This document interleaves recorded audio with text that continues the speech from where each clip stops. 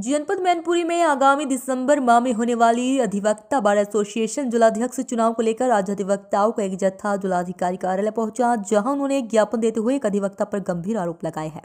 दीवानी bar association पर एक अधिवक्ता चुनाव को लेकर गड़बड़ी करने का आरोप है।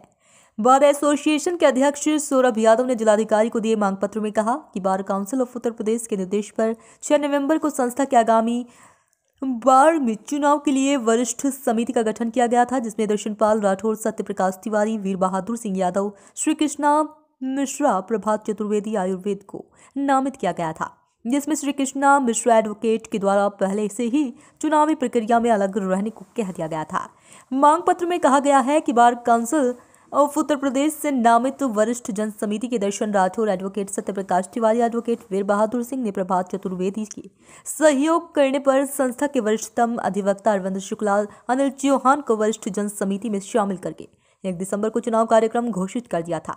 जिसके अनुसार 11 दिसंबर को नामांकन, 12 दिसंबर को नामांकन पत्र वापसी, 13 दिसंबर को नामांकन पत्रों की जांच, 20 दिसंबर को संस्था का मतदान मतगणना कराए जाने का प्रावधान किया गया। सर, आज जिलाधिकारी कार्यालय पे ज्ञापन देने आए, क्या पूरा मामला है सर? मैनपुरी दीवानी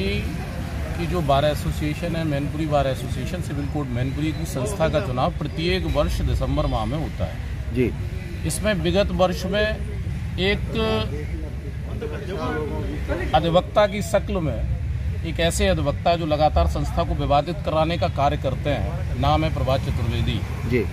विगत वर्ष भी उन्होंने एक फर्जी मनोनयन करा के अधिवक्ता आनंद और सुजीत शर्मा को मनोनीत कर दिया था और तथ्यों को छुपाते हुए बार काउंसिल ऑफ इंडिया से उनको अध्यक्ष और सचिव की भूमिका में पूरी साल बनाए रहे। हम लोगों ने जब अपने निर्वाचन 22/12/22 को बार काउंसिल ऑफ इंडिया के सामने प्रस्तुत किया तो बार काउंसिल ऑफ इंडिया ने हम लोगों के निर्वाचन को वैध पाते हुए 20/12/22 को सभी ऑर्डर्स विड्रॉल कर लिए और हम लोगों को निर्विवादित रूप से अध्यक्ष और सेक्रेटरी निर्वाचित होने का प्रमाण पत्र दिया। बावजूद उसके प्रभात चतुर्वेदी ने अपनी महत्वाकांक्षाओं को आगे करते हुए इंडिविजुअली अकेले व्यक्ति ने एक फर्जी चुनाव फिर से घोषित कर दिया है और प्रशासनिक शक्तियों का दुरुपयोग करने का प्रयास कर रहे हैं। हम लोगों ने माननीय जिलाधिकारी महोदय को इस आशय का ज्ञापन प्रस्तुत किया है कि संस्था अधिवक्ताओं की संस्था है, कानून के दायरे में रह के काम करती है और कानून के दायरे में यदि कोई ऐसा भूमाफिया जो मैनपुरी की जमीनों को बेचकर अपने को लाभान्वित करने का प्रयास कर रहा है और संस्था को दुरुपयोग करने का प्रयास कर रहा है, तो ऐसे व्यक्ति के खिलाफ कुचक्र उसका सफल ना होने पावे, कानून के दायरे में काम हो, प्रशासन कानून के दायरे के लोगों को सहयोग करे और निर्विवादित रूप से निष्पक्ष चुनाव आगामी वर्ष के लिए। प्रभात चतुर्वेदी लगातार विवादों में रहे, लेकिन अभी तक इनका जो है ना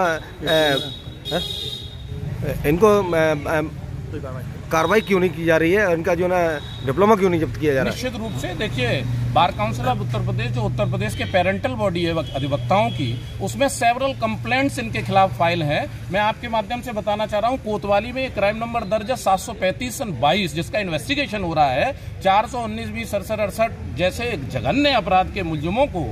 अगर कार्रवाई नहीं हो पा रही है तो मैं सिस्टम पे प्रश्न चिन्ह की बात लेकर आज यहाँ प्रशासन के सामने आया हूँ कि ऐसे व्यक्तियों के खिलाफ जो कि अपराधी हैं और जिनके खिलाफ इन्वेस्टिगेशन चल रहा है, उनको इस तरीके की अधिकार दे देना कि किसी